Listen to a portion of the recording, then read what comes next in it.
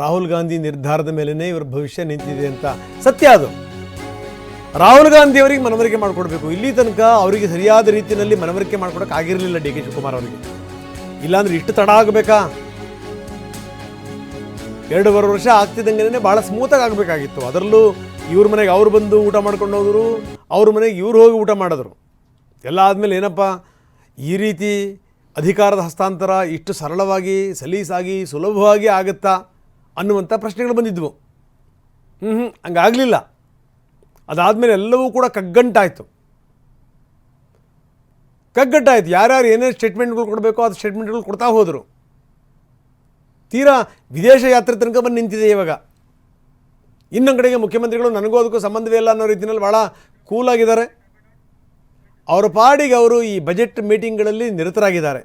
So ಇಂಥ ಸಂದರ್ಭದಲ್ಲಿ ಅಂದರೆ ಅವ್ರ ಕೆಲಸ ಅವ್ರಿಗೆ, ಇವ್ರ ಕೆಲಸ ಇವರಿಗೆ, ಭಾಳ ಕೂಲಾಗಿನೇ ಎಲ್ಲ ಸಿದ್ಧತೆಗಳನ್ನು ಮಾಡ್ಕೊಳ್ತಾ ಇದ್ದಾರೆ. ಒಂದು ದಾಖಲೆಯ ಬಜೆಟ್ 17 ಬಾರಿ 17ನೇ ಬಾರಿ ಬಜೆಟ್ ಮಂಡಿಸೋಕ್ಕೆ ಅವರ ಪ್ರಿಪರೇಷನ್ಸ್ ಶುರು ಆಗಿದೆ. ಆ ಕಡೆ ಈ ಕಡೆ ಓಡಾಡ್ತಾರೆ, ಫೋನಲ್ಲಿ ಮಾತಾಡ್ತಾ ಶಕ್ತಿ ಭವನದ ಒಳಗಡೆಗೆ ಪ್ರವೇಶ ಮಾಡ್ತಿರುವಂಥ ದೃಶ್ಯಾವಳಿಗಳನ್ನು ನಾವು ನಿಮಗೆ ತೋರಿಸ್ತಾ ಇದ್ದೀವಿ. ದಿಲ್ಲಿ ವಲಯದಲ್ಲಿ ಏನು ನಡೀತಾ ಇದೆ ಅದಕ್ಕೂ ನನಗೂ ಸಂಬಂಧವೇ ಇಲ್ಲ ಅನ್ನೋ ರೀತಿಯಲ್ಲಿ ಅವ್ರು ಮಾತಾಡ್ತಿರೋದು. ವಿಶೇಷ ಅಧಿವೇಶನ ಕರೆದಿದ್ದು ಕೂಡ ಹಾಗೇನೇ. ವಿಶೇಷ ಅಧಿವೇಶನ ಕರೆದಾದ ಮೇಲೆ ಅಧಿವೇಶನದ ಅವಧಿ ವಿಸ್ತರಣೆ ಆಗಿದ್ದು ಕೂಡ ಹಾಗೇನೇ. ಅದಾಗ್ತಿದ್ದಂಗೆ ಒಂದಷ್ಟು ಆ್ಯಕ್ಟಿವಿಟಿಗಳಾಗಿದ್ದು ಕೂಡ ಇದೆಲ್ಲವೂ ಕೂಡ ತೋರಿಸುತ್ತೆ. ಏನು ತೋರಿಸುತ್ತೆ? ಭಾಳ ಕೂಲಾಗಿದ್ದಾರೆ ಅಂತ. ಕೆಲವು ಸಂದರ್ಭಗಳಲ್ಲಿ ರಾಜಕಾರಣದಲ್ಲಿ ಕೂಲಾಗಿರ್ತಾರೆ, ಆದರೆ ಮನಸ್ಸಿನ ಒಳಗಡೆ ತಲ್ಲಣ್ಣಗಳಿರ್ತವೆ. ಆದರೆ ಸಿದ್ದರಾಮಯ್ಯವ್ರನ್ನ ನೋಡಿದಾಗ ಭಾಳ ಕೂಲ್ ಅಂತ ಅನ್ನಿಸ್ತಾ ಇದ್ದಾರೆ.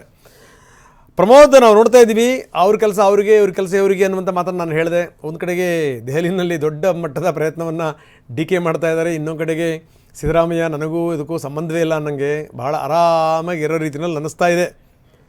ಏನಂತೀರಿ ರಘುನಾಥ್? ಅನಂತಕುಮಾರ್ ಅವರು ಯಾವಾಗಲೂ ಕೂಡ ರಾಜಕಾರಣದ ಬಗ್ಗೆ ಒಂದು ಮಾತಾಡ್ತಾ ಇದ್ರು, ಬಾರದು ಬಪ್ಪದು ಬಪ್ಪದು ತಪ್ಪದು ಅಂತ. ಆದರೆ ಡಿ ಕೆ ಶಿವಕುಮಾರ್ ಬರದೇ ಇರೋದು ಕೂಡ ಬರೋದಕ್ಕೆ ಪ್ರಯತ್ನ ಪಡ್ತಿರುವಂಥ ಅನೇಕ ಸನ್ನಿವೇಶಗಳನ್ನ, ಅನೇಕ ಸರ್ಕಸ್ಗಳನ್ನ ಅವ್ರು ಮಾಡಿರುವಂಥ ಉದಾಹರಣೆಗಳು ಸಾಕಷ್ಟಿದೆ. ಅಟ್ ದ ಸೇಮ್ ಟೈಮ್ ಇವತ್ತು ಮುಖ್ಯಮಂತ್ರಿಗಳು ಸಹಜವಾಗಿಯೇ ಕೂಲ್ ಆಗಿರುವಂಥ ಒಂದು ವಾತಾವರಣದಲ್ಲಿ ಕಂಡು ಬರ್ತಾ ಇದ್ದಾರೆ. ಅಫ್ಕೋರ್ಸ್ ಅವರು ಕೂಲಾಗೇ ಇದ್ದಾರೆ. ಯಾಕೆಂದರೆ ಸಿದ್ದರಾಮಯ್ಯನವರು ಈಗ ರಿಸೀವಿಂಗ್ ಎಂಡ್ ಇಲ್ಲ. ಅಂದರೆ ಅಧಿಕಾರ ಬೇಕಾಗಿರುವಂಥದ್ದು ಅಥವಾ ಒಂದು ಕುರ್ಚಿಯ ಮೇಲೆ ಆಸೆ ಇರುವಂಥದ್ದು ಡಿ ಕೆ ಶಿವಕುಮಾರ್ ಅವರಿಗೆ. ಹೀಗಾಗಿ ಆ ಕಸರತ್ಗಳನ್ನು, ಸವಾಲ್ಗಳನ್ನು, ಸರ್ಕಸ್ಗಳನ್ನು ಮಾಡಬೇಕಾಗಿರುವಂಥದ್ದು ಡಿ ಕೆ ಶಿವಕುಮಾರ್ ಅವರು ಅವ್ರ ಪ್ರಯತ್ನವನ್ನು ಮಾಡ್ತಾ ಇದ್ದಾರೆ.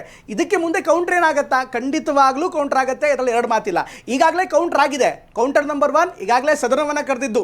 ಕಳೆದ 22ನೇ ತಾರೀಕೆ ಮೀಟಿಂಗ್ ಆಗ್ತಾ ಇತ್ತು ಅನ್ನುವಂಥ ಮಾತಿತ್ತು. ಆಗ ತಕ್ಷಣಕ್ಕೆ ಸದನ ಬಂತು. ಕೌಂಟರ್ ನಂಬರ್ 2 ಸದನವನ್ನು ವಿಸ್ತರಣೆ ಮಾಡಿದ್ದು 2 ದಿನಗಳ ಕಾಲ. ಕೌಂಟರ್ ನಂಬರ್ 3 ಬಜೆಟ್ ಪೂರ್ವಭಾವಿ ಸಭೆ ಕರೆದಿದ್ದು. ಕೌಂಟರ್ ನಂಬರ್ 4 ಬಜೆಟ್ ನಾನೇ ಮಾಡಿಸ್ತೀನಿ ಅಂತ ಕ್ಲೈಮ್ ಪರೋಕ್ಷವಾಗಿ ಮಾಡಿದ್ದು. ಹೀಗಾಗಿ ಸಿದ್ದರಾಮಯ್ಯನವರು ನೋಡೋದಕ್ಕೆ ಕೂಲ್ ಆಗಿದ್ರು. ಏನೇನು ಕೌಂಟರ್ ಮಾಡಬೇಕೋ ಅವರ ನಡೆಗಳ ಮೂಲಕ, ಅವರ ಕೆಲಸದ ಮೂಲಕ, ಜೊತೆಗೆ ಅವರ ಸುತ್ತಮುತ್ತಲಿನ ವಾತಾವರಣದ ಮೂಲಕ ಮಾಡ್ತಾ ಇದ್ದಾರೆ. ಹೀಗಾಗಿ ರಾಜಕೀಯ ರಂಗೇರ್ತಾ ಇದೆ. ಇದು ಯಾವ ಪೀಕಿಗೆ ಹೋಗುತ್ತೆ, ಯಾವ ತಿರುವು ಪಡ್ಕೊಳುತ್ತೆ, ಅದು ಈಗಿನ ಕುತೂಹಲ. Fine, thank you very much ತಮ್ಮೆಲ್ಲ ಮಾಹಿತಿಗೆ.